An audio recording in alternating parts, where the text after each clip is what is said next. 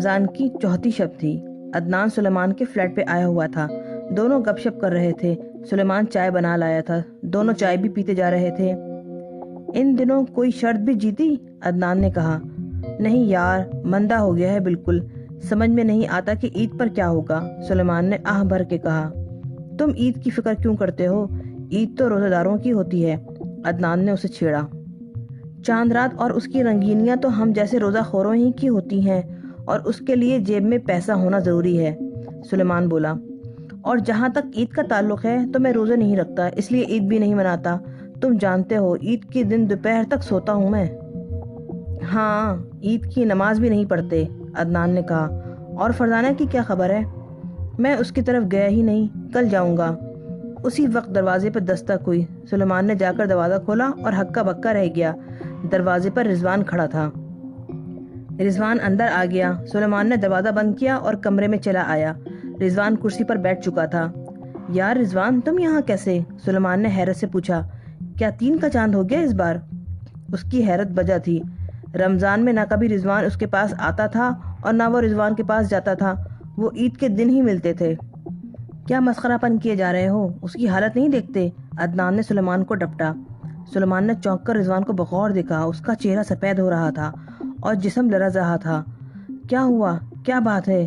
اس نے دہشت زدہ ہو کر پوچھا۔ انہوں نے قتل عام کر دیا، رضوان نے لرزتی ہوئی آواز میں کہا۔ وہ ہوش و حواس میں نہیں تھا۔ کس نے قتل عام کر دیا؟ کن کا؟ ان بے وقوفوں نے۔ افطار کے بعد ہوٹل پہ چلتی کار سے فائرنگ کی، 18 افراد ختم ہو گئے۔ کن بے وقوفوں کی بات کر رہے ہو؟ سلیمان نے جھنلا کر کہا۔ رضوان نے جھرجھری سے لی، پھر جیسے وہ ہوش میں آ گیا ہو۔ پتہ نہیں میں کیا کہہ رہا ہوں، ہوش ٹھکانے نہیں ہے میرے اس وقت۔ عدنان نے جھپٹ کر ریڈیو کھولا۔ 8 بجے والی خبریں آ رہی تھیں۔ 2 منٹ بعد ہی رضوان کی اس بات کی تصدیق ہو گئی۔ افطار کے بعد نامعلوم افراد کی فائرنگ سے ایک ہوٹل میں اور اس کے باہر بیٹھے ہوئے 18 افراد موقع پہ ہی جاں بحق ہو گئے تھے۔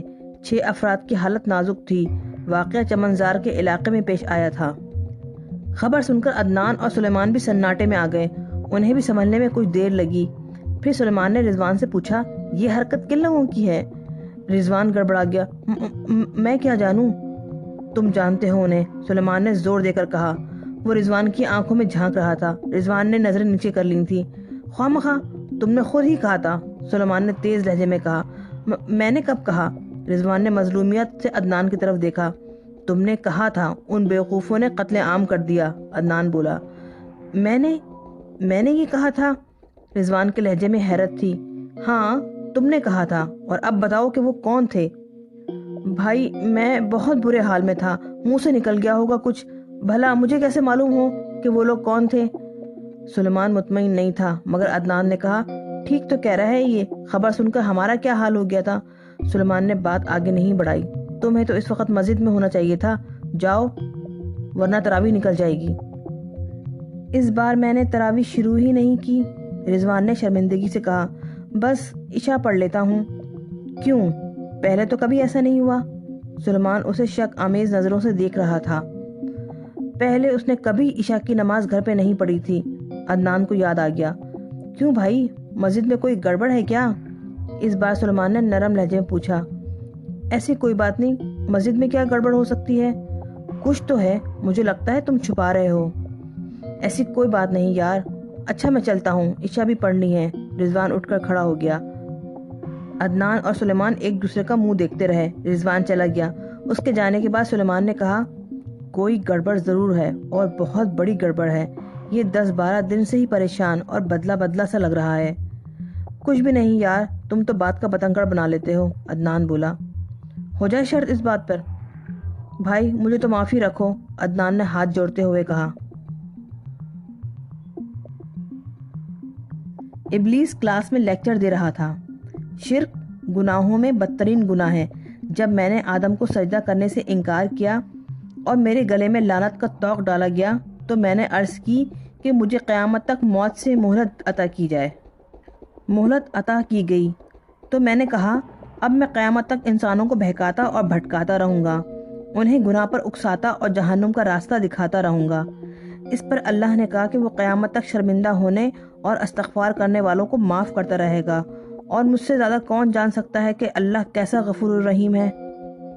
بندہ زنا جیسے گناہ کا ارتکاب کر بیٹھے اور فوراً ہی اس پر شرمندہ ہو جائے اور توبہ کے لیے ہاتھ اٹھائے تو وہ اس کے منہ سے توبہ کے الفاظ نکلنے سے پہلے اسے معاف کر دیتا ہے۔ بتاؤ، کوئی حد بھی ہے رحمت اور غفاری کی؟ اچانک وہ دانت پیسنے لگا۔ یہ اس نے میرے ساتھ بدترین دشمنی کی ہے، وہ غرایا۔ میری محنت استغفار کے ہاتھوں پل میں اکارت ہو جاتی ہے۔ وہ چونکا۔ ارے بات کیا ہو رہی تھی؟ آپ ہمیں شرک کے متعلق بتا رہے تھے، باطل نے اسے یاد دلایا۔ ہاں، میں شرک کے متعلق بتا رہا تھا اور میں نے بتایا کہ وہ کیسا غفور الرحیم ہے۔ اس نے فرمایا کہ مشرک کے لیے دعا نہ کرے، مشرک کی استغفار بھی قبول نہیں ہوگی۔ اس سے تم اندازہ لگا لو کہ وہ بخشنے والا مشرک کو بھی بخشنے کو تیار نہیں۔ اب سوچو شرک کیسا گناہ عظیم ہے۔ بے شک یور ایکسلنسی، کئی طالبان شیطنت بیک آواز میں بولے، اور شرک سب سے عام گناہ ہے۔ اس کا ارتکاب بہت عام اور آسان ہے۔ یہی ہمارا سب سے بڑا ہتھیار ہے۔ میں سب سے زیادہ فائدہ اسی سے اٹھاتا ہوں۔ سب سے زیادہ اس لیے کہ بندے کو شرک کی ترغیب دینا بہت آسان ہے۔ وہ کیسے یور ہائنس؟ ایک طالب شیطنت نے پوچھا۔ ایک سچے موحد کو شرک پہ کیسے مجبور کیا جا سکتا ہے؟ ثقیلہ نے پوچھا۔ شرک کے بھی دو درجے ہیں، شرک خفی اور شرک جلی۔ شرک خفی نادانستگی میں ہو جاتا ہے، اس کا فائدہ ہمیں آگے جا کر پہنچتا ہے، بندے کو پتہ بھی نہیں چلتا کہ وہ شرک کر رہا ہے اور وہ اس کا عادی ہو جاتا ہے، اور اس حد تک کمزور ہو جاتا ہے کہ کسی موقع پر کسی معمولی سی ضرورت کی خاطر وہ غیر اللہ کو سجدہ بھی کر سکتا ہے۔ مگر کیسے؟ یہ ثقیلہ کی آواز تھی۔ بات وضاحت طلب ہے یور ایکسلنسی، باطل نے کہا۔ شرک سے وہی بچ سکتا ہے جس کا ایمان مکمل اور مستحکم ہو۔ شرک میں مبتلا ہو کر انسان ایمان سے دور ہو جاتا ہے اور ایمان کی کمزوری سے شرک کا ارتکاب آسان ہو جاتا ہے۔ بات اب بھی سمجھ میں نہیں آئی یور ایکسلنسی، ایک اور طالب شیطنت نے کہا۔ دیکھو، سب کچھ اللہ کے کلام کی ایک آیت میں چھپا ہے۔ لطف یہ ہے کہ وہ آیت سب آیتوں سے بڑھ کر زبان زد عام ہے، لیکن آدمی اس پر غور نہیں کرتا، تجسس نہیں کرتا، سمجھ کر اسے روح میں نہیں اتارتا، بس اسی لیے وہ مارا جاتا ہے۔ اور میرے بچوں، وہ آیت ہے الحمدللہ رب العالمین، سب تعریفیں اللہ کے لیے جو تمام عالم کا رب ہے۔ وہ کیسے یور ایکسلنسی؟ یہ آیت بتاتی ہے کہ کائنات میں تمام عالم میں جو کچھ بھی اچھا ہے صرف اللہ کی وجہ سے ہے، اور جو کچھ بھی لائق تعریف ہے صرف اللہ کا ہے، اور جو کچھ بھی قابل مذمت ہے سب آپ کی طرف سے ہے، باطل نے جلدی سے کہا۔ بالکل ٹھیک، ابلیس نے خوش ہو کر کہا، میری بڑائی اسی میں ہے۔ ہاں، تو میں کہہ رہا تھا کہ کائنات میں کوئی فعل، کوئی چیز، کوئی ہستی، کچھ بھی لائق تعریف ہو، اس کا سزاوار اللہ کے سوا کوئی نہیں۔ تعریف کا اصل رخ اس کی طرف ہونا چاہیے جو خیر کا منبع ہے، اسے ذہن میں رکھے بغیر کسی کی تعریف کی جائے تو یہ درست نہیں۔ اب اگر کوئی اپنی کسی خوبی پر یا اپنے تصرف میں آئی ہوئی کسی چیز پر ناز کرے تو یہ تکبر ہے، ظلم ہے، اور تکبر اللہ کو سب سے زیادہ ناپسند ہے۔ اس کا ثبوت میں ہوں اور میرا انجام ہے۔ ابلیس اپنا سینہ پیٹنے لگا۔ ہائے، کیا مقام، کیا مرتبہ تھا میرا! خیر، اب بھی کم نہیں۔ جی ہاں، آپ سب سے بلند ہیں، تمام طالبان شیطنت بیک آواز میں بولے۔ ابلیس گمسا ہو گیا۔ ارے بات کیا ہو رہی تھی؟ آپ شرک اور تکبر کے بارے میں بتا رہے تھے، ثقیلہ نے اسے یاد دلایا۔ ہاں، بات یہ ہے کہ کسی بھی مخلوق کو غرور زیبا نہیں، بڑائی تو خالق کل اور معبود کائنات کے لیے ہے، اور ہر کس و ناقص کے پیروں تلے بچھنے والی مٹی سے بنے آدمی پر تو صرف عاجزی اور انکساری ہی سجتی ہے، مگر خاک آسمان تک پہنچی تو اس کے دماغ ہو گئے۔ مگر یور ایکسلنسی، اس مٹی کی مخلوق کو یہ مرتبہ دیا گیا کہ تمام مخلوقات نے اسے سجدہ کیا، اسی توہین کے احساس کے تحت آپ نے سرکشی کی، باطل نے اعتراض کیا۔ سجدہ مٹی کے بت کے لیے نہیں تھا، اس کے وجود میں رکھے گئے اللہ کے نور کے لیے تھا۔ یہی ایک بات تو میں نظر انداز کر گیا تھا، ابلیس نے مکاری سے کہا۔ خیر، جو ہوا سو ہوا، مجھے اس پہ کوئی ندامت نہیں، اور یہ نادم نہ ہونا بھی میرا ہی وصف ہے، یہ بھی غرور کی کوکھ سے جنم لیتا ہے۔ اچھا، اب ہم آتے ہیں ایمان کی طرف۔ میں بتا چکا ہوں کہ ایمان کی کمزوری شرک کی طرف لے جاتی ہے۔ ایمان کمزور کرنا میرا خاص کام ہے اور آسان بھی۔ خوف، اندیشے، وسوسے اور عدم تحفظ کا احساس، یہ سب چیزیں ایمان کو کمزور کرتی ہیں۔ آدمی، اور وہ بھی صاحب ایمانی، آسانی سے خوفزدہ نہیں ہوتا۔ یہاں میرا پہلا کارنامہ یاد کرو، وہ اب تک کام آ رہا ہے۔ آدم جنت میں ان تمام چیزوں سے بے نیاز تھے۔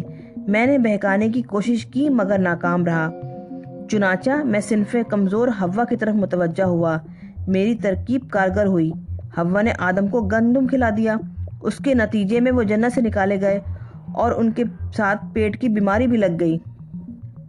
اب آدمی رزق کی طرف سے ہمیشہ پریشان رہتا ہے، حالانکہ اللہ نے رزق کا اٹل وعدہ کیا ہے، مگر آدمی یہی سوچتا ہے کہ رزق چھن نہ جائے۔ یوں وہ خوف، اندیشے اور عدم تحفظ کا شکار ہو جاتا ہے۔ اس کی خاطر وہ اپنے ہی بھائی کی خوشامد کرتا ہے اور اس حد تک گر جاتا ہے کہ سجدہ کرنے کے برابر عمل کرنے لگتا ہے۔ اب بولو، یہ شرک ہوا نا؟ اور اسے کمزور کرنے کا ایک اہم ذریعہ بھی ہمیں مل گیا، عورت۔ اس سے آدم نہیں بچ سکے تو ان کی اولاد کیا بچے گی؟ پھر رزق کی طرف سے عدم تحفظ کا احساس چپکے چپکے شرک کی طرف لے جانے کے علاوہ دوسری برائیاں بھی پیدا کر دیتا ہے، جو بندے کو معبود سے دور کرتی ہیں اور ایمان کو کمزور کرتی ہیں۔ مال کی حوث پیدا ہوتی ہے اور یہ حوث جائز و ناجائز کا فرق مٹا دیتی ہے۔ خوشامد، جھوٹ، بے ایمانی، دوسرے کا حق ماننا، یہ سب حوث مال و زر کا لازمی نتیجہ ہیں۔ ان سے روح میں کثافت پیدا ہوتی ہے اور دل سخت ہوتا ہے۔ سب سے بڑھ کے یہ کہ آدمی اللہ کے سوا ہر کسی کو رازق سمجھنے لگتا ہے۔ یہ شرک ہے۔ اسی کے نتیجے میں خیر کی طرف سے دل ہٹنے لگتا ہے اور وہ ہمارا بندہ بننے کے مرحلے میں داخل ہو جاتا ہے۔ حوث زر ایسی بیماری ہے جو مفلس سے زیادہ دولت مند کو لاحق ہوتی ہے۔ اس کے نتیجے میں دولت کا ارتکاز ہونے لگتا ہے اور معاشی ناہمواری اور بدحالی عام ہو جاتی ہے۔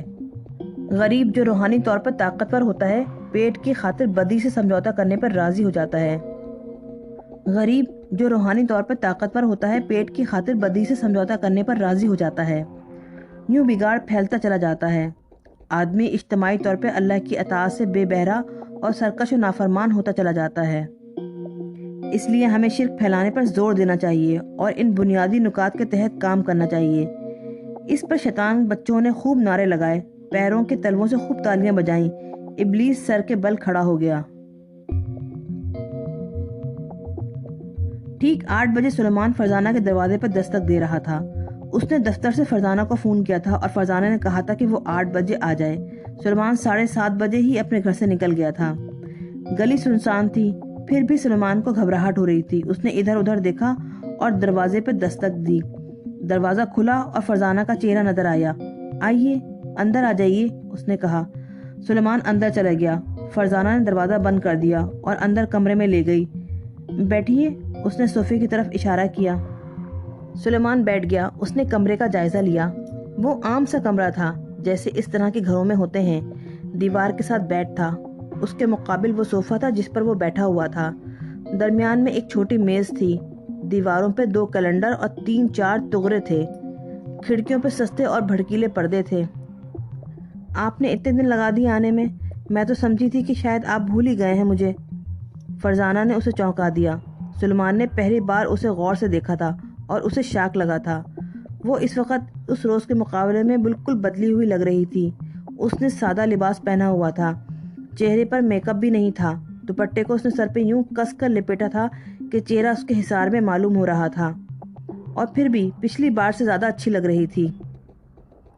بتایا نہیں آپ نے کہ اتنے دن کیوں لگا دیے؟ فرزانہ بولی۔ وہ سامنے والے بیڈ پر ٹک گئی تھی۔ بس وقت ہی نہیں ملا، سلیمان نے جواب دیا۔ پھر بھی آ تو گیا ہوں۔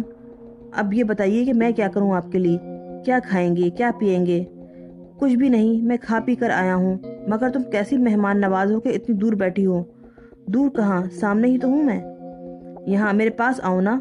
وہ سادگی سے صوفے پہ اس کے برابر آ بیٹھی۔ کچھ تو لیں گے، چائے بناؤں آپ کے لیے؟ اس کی ضرورت نہیں۔ سلیمان نے اس کا ہاتھ تھام لیا اور دوسرے ہاتھ سے اسے سہلانے لگا۔ فرزانہ نے کوئی تعارض نہیں کیا۔ مجھے اچھا نہیں لگ رہا، آپ پہلی بار ہمارے ہاں آئے ہیں۔ آخری بار تو نہیں آیا ہوں۔ سلیمان کے ہاتھ کچھ پیش قدمی کرنے لگے۔ فرزانہ کے جسم میں تناؤ سے نظر آیا۔ اس نے نرمی سے سلیمان کا ہاتھ ہٹایا۔ پلیز سلیمان، ایسا نہ کریں، میں اپنی نظروں میں گر جاؤں گی۔ سلیمان نے چونک کر اسے حیرت سے دیکھا۔ تو پھر تم نے مجھے کیوں بلایا تھا، اور وہ بھی اکیلے گھر میں؟ میں آپ سے باتیں کرنا چاہتی ہوں، بہت سی باتیں۔ میں اپنے بارے میں بتانا چاہتی ہوں اور آپ کے بارے میں بہت کچھ جاننا چاہتی ہوں۔ کیوں؟ اس لیے کہ ہمیں ایک دوسرے کے ساتھ زندگی گزارنی ہے، فرزانہ نے بے حد اعتماد سے کہا۔ یہ تم نے کیسے سوچ لیا؟ سلیمان حیران تھا۔ بس مجھے یقین ہے اس بات کا۔ چلو ٹھیک ہے، تو ہمیں صرف باتیں ہی نہیں اور بھی بہت کچھ کرنا چاہیے ایک دوسرے کو سمجھنے کے لیے۔ سلیمان کے ہاتھ پھر بہکنے لگے۔ سلیمان پلیز، فرزانہ روحانسی ہو گئی۔ میں سب کچھ سمجھتا ہوں، تم شریف لڑکی ہو، حیا تمہارا زیور ہے، تمہاری جھجک فطری ہے، لیکن تم بھی میرے قریب آنے کے لیے تڑپ رہی ہو، میں سب سمجھتا ہوں۔ اب وقت ضائع نہ کرو۔ سلیمان کے لہجے میں شیطنت تھی، اس کے ہاتھ پھر بے قابو ہونے لگے۔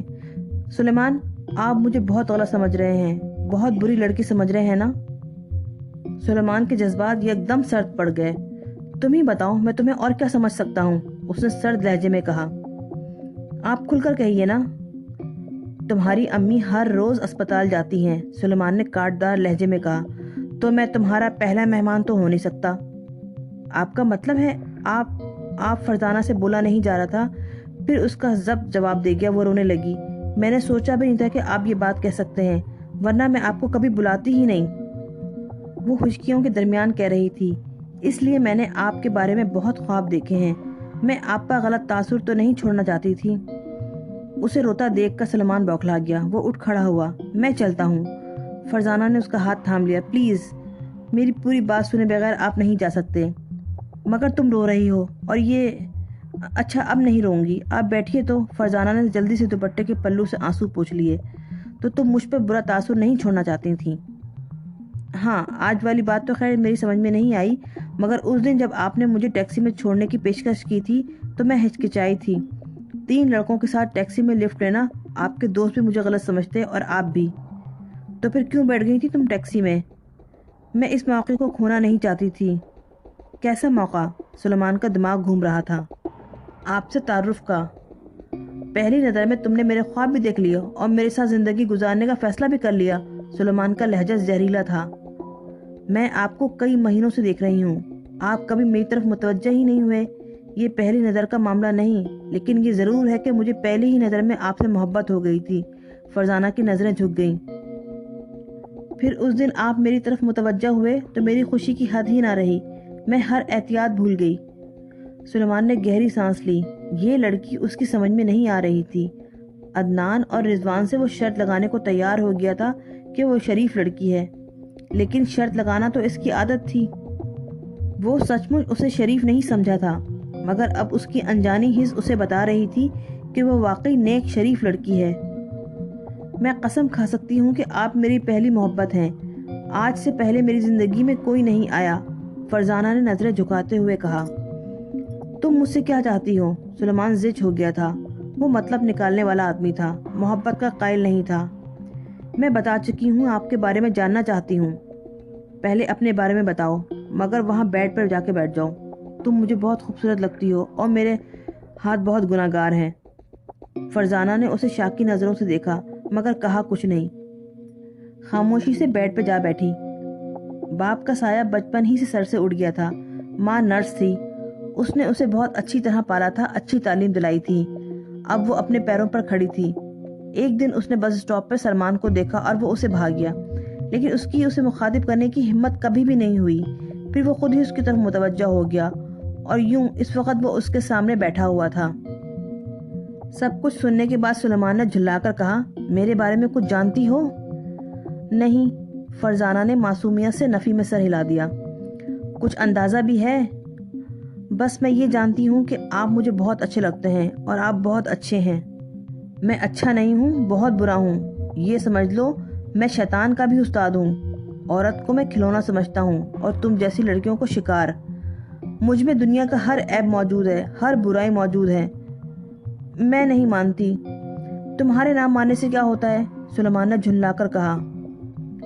شکر کرو میں جھوٹا نہیں ہوں، آس دلا کر لوٹنا میرا شعار نہیں، ورنہ آج رات تمہاری تباہی کی رات ہوتی۔ سمجھی کچھ؟ میں تمہیں بہت آسانی سے پھسلا سکتا تھا۔ تو اب یہ اچھائی ہوئی نا آپ کی؟ آدمی سچا ہو تو اس کی سب برائیاں ختم ہو جاتی ہیں۔ سلیمان بھننا گیا۔ بتاؤ، آدمی سچا ہو تو اس کی سب برائیاں ختم ہو جاتی ہیں؟ सच्चा आदमी किसी भी वक्त सब बुराइयां छोड़ देता है, उसे अल्लाह की हिदायत ज़रूर मिलती है। रात को अकेले घर में गैर मर्द को बुलाती हो और फिर अल्लाह वाली बनती हो। सुलेमान ने उस पर वार किया। मिलना ज़रूरी था, इसलिए बुलाया था। अच्छा, अब मेरे बारे में सुन लो। अकेला हूँ, दुनिया में 2 दोस्तों के सिवा मेरा कोई नहीं है, अपना मकान भी नहीं, सरकारी फ्लैट में रहता हूँ, सरकारी मुलाजमत है, मगर शौक़ ऐसे हैं कि तनख्वाह में पूरा नहीं होता। शर्तें लगाता हूँ और लोगों से पैसा बनाता हूँ। शर्तों के मामले में बहुत खुशकिस्मत हूँ, आज तक कोई शर्त नहीं हारा। अब तक 2 दर्जन से ज़ायद लड़कियों की ज़िंदगियाँ तबाह कर चुका हूँ। शराब भी पीता हूँ, हर गुनाह करता हूँ मैं। अब बताओ, मुझसे क्या चाहती हो? आप मुझसे शादी कर लें। बेवकूफ़ लड़की, सुलेमान ने पेशानी पे हाथ मारते हुए कहा। इतनी सी बात समझ में नहीं आती। जिसका उल्लू यूं ही सीधा हो जाए वो शादी क्यों करेगा? इसलिए कि शादी सिर्फ नफसानी ख्वाहिश के लिए नहीं की जाती। फरजाना ने बेहद सुकून से कहा। आपको किसी ने मोहब्बत नहीं दी? आपको वो मोहब्बत कोई नहीं दे सकता जो मैं दूंगी, और ये घर आपका होगा। अम्मी आपको बेटी की तरह चाहेंगी, ममता भी मिलेगी आपको। मुझे ना मोहब्बत की तलब है ना ममता की। नहीं है तो हो जाएगी। फरजाना बेड से उठी और फिर उसके बराबर आ बैठी। बोले, करेंगे ना मुझसे शादी? मैं तुम्हें सिर्फ वक्ती मोहब्बत दे सकता हूँ, वो चाहो मुझसे अभी ले लो। फरजाना का चेहरा तमतमा गया। जी नहीं, मैं जैसी मोहब्बत चाहती हूँ मुझे वैसे ही मिलेगी, और आपसे ही मिलेगी। ये यकीन क्यों है तुम्हें? सुलेमान की झुंझलाहट की कोई हद नहीं थी। बस है, और यकीन कामिल है। अच्छा, अब मैं जाऊं? फरजाना ने उदास नजरों से उसे देखा। जाएं, चले जाएं, लेकिन एक दिन आप खुद मेरे पास आएंगे। इंतजार करती रहो उस दिन का, सुलेमान ने तमस्खर से कहा। करूंगी, जरूर करूंगी, और जानती हूं कि इंतजार ज्यादा तवील ना होगा। वो उसे छोड़ने दरवाजे तक आई। अल्लाह हाफिज सुलेमान, फी अमान अल्लाह। सुलेमान ने कुछ भी नहीं कहा, खामोशी से बाहर आ गया। तो हम शिर्क से शुरू करते हैं, और सबसे पहले ईमान पे ज़रब लगाते हैं। इब्लीस अपनी क्लास में लेक्चर दे रहा था।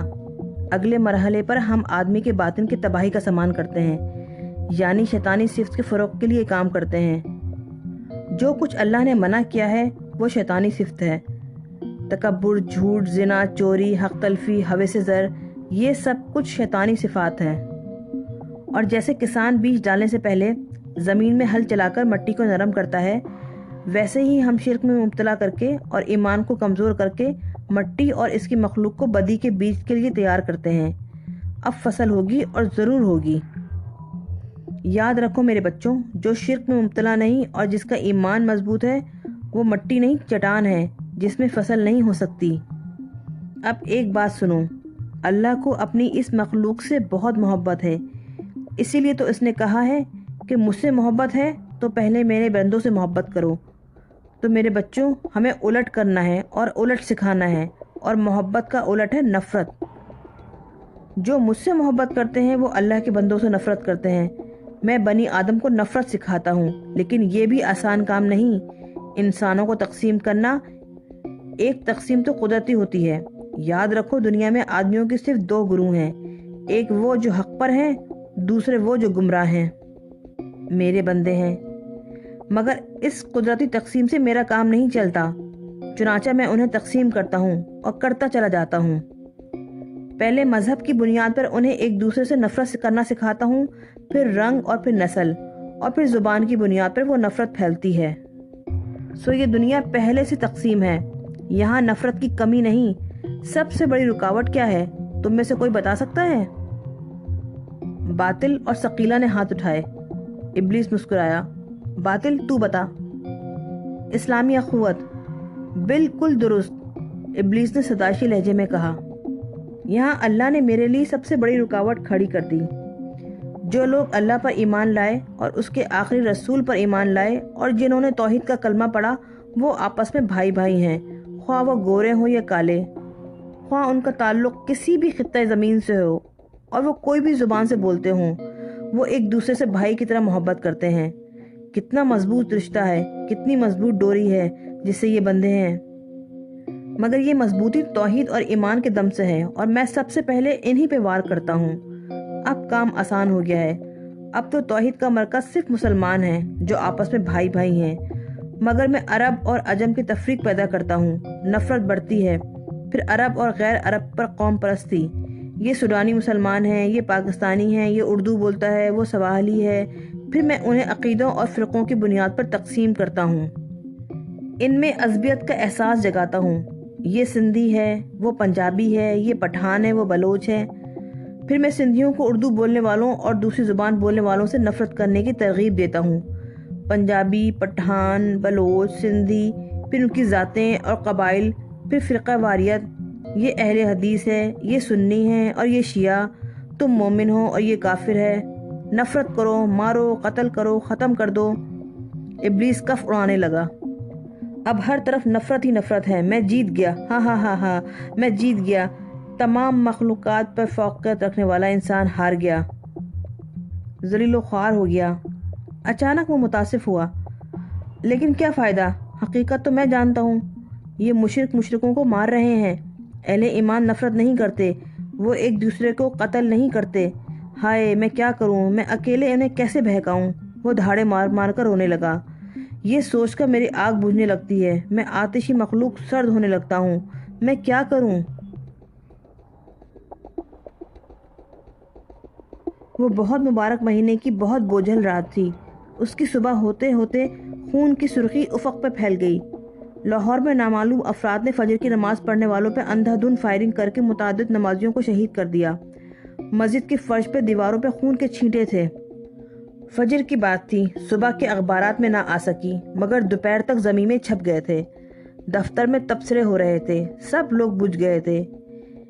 یہ یقیناً را کے ایجنٹس کی کارروائی ہوگی، اقبال نے کہا۔ تو اور کیا ہو سکتا ہے؟ منان بولا۔ مسلمان تو مسلمان پہ گولیاں چلانے سے رہے۔ کیوں؟ پہلے کبھی مسلمانوں نے مسلمانوں پہ گولیاں نہیں چلائیں؟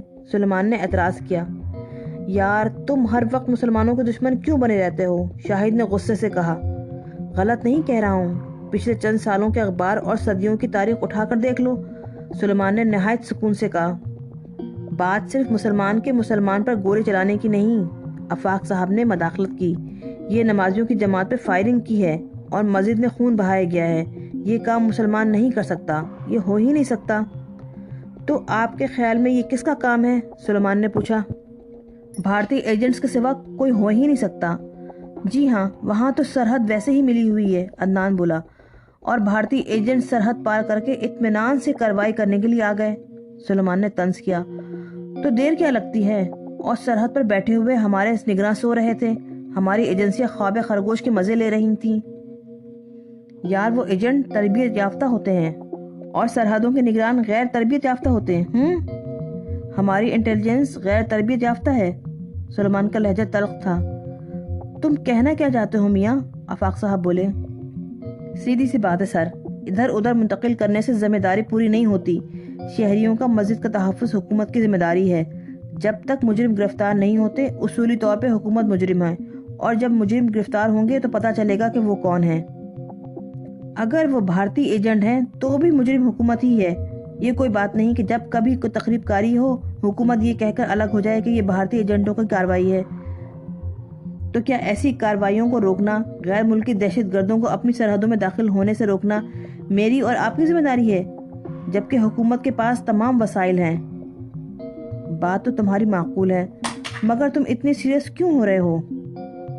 اور یہ حقیقت تھی کہ وہ اس دن بہت چڑچڑا ہو رہا تھا، اس کے اندر غصہ بھرا ہوا تھا، مگر اس کی سمجھ میں نہیں آ رہا تھا کہ اسے غصہ کس بات پہ آ رہا ہے۔ اسے مذہب سے کوئی لگاؤ نہیں تھا اور نہ ہی نماز سے دلچسپی، مگر ایک عام مسلمان کی طرح وہ مسجد کا احترام بہت خلوص سے کرتا تھا۔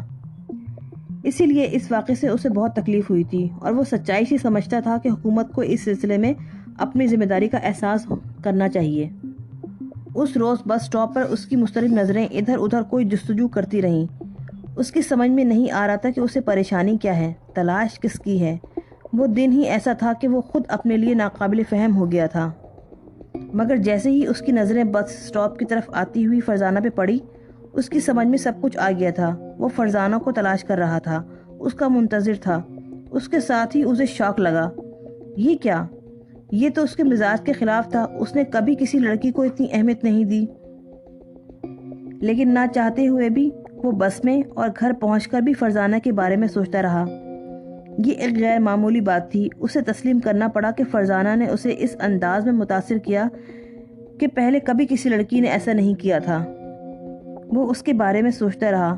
اس لڑکی سے جس صورتحال میں تعلق پیدا ہوا تھا، اس کے تحت اسے اچھی لڑکیوں میں شمار نہیں کیا جا سکتا تھا، مگر وہ جانتا تھا کہ وہ ایسی ویسی لڑکی نہیں، وہ بہت اچھی ہے اور وہ اس سے شادی کرنا چاہتی تھی۔ شادی سلیمان کے لیے ایک ایسا دور کا امکان تھی جس کے بارے میں اس نے کبھی سوچا بھی نہیں تھا اور سوچنا چاہتا بھی نہیں تھا۔ پھر اسے ایک اور شاک لگا۔ اس کے دل میں فرزانہ کے پاس جانے اور اس سے ملنے کی خواہش پوری شدت سے ابھری تھی، ایسی کہ ایک بار تو اس نیت سے اٹھ بھی گیا تھا۔ اس نے خود کو روک تو لیا، مگر اس کی جھنجھلاہٹ اور غصہ اور بڑھ گیا۔ یہ بے بسی اس کے لیے نئی بھی تھی اور بے حد ناپسندیدہ بھی۔ دل اس کے دماغ کے فیصلے کے خلاف مزاحمت کر رہا تھا، اسے اکسا رہا تھا۔ لڑکیاں اس کے لیے ایک ایسے خوبصورت رستے کی حیثیت رکھتی تھیں جس سے ایک بار اور بعض حالات میں چند بار گزرا جا سکتا تھا۔ وہ پڑاؤ ڈالنے تک کا قائل نہیں تھا۔ ایسے کسی راستے پر گھر بنانے کا تو سوال ہی پیدا نہیں ہوتا۔ اس لمحے سلیمان نے ٹھنڈے دل سے یہ فیصلہ کیا کہ وہ اپنے اندر کی یہ جنگ پوری طاقت سے لڑے گا اور یہ جنگ کسی قیمت پر بھی نہیں ہارے گا۔ وہ ایک عام سی لڑکی کی احمقانہ خواہش کے آگے کبھی نہیں جھکے گا۔ مگر اس رات اسے نیند مشکل سے ہی آئی۔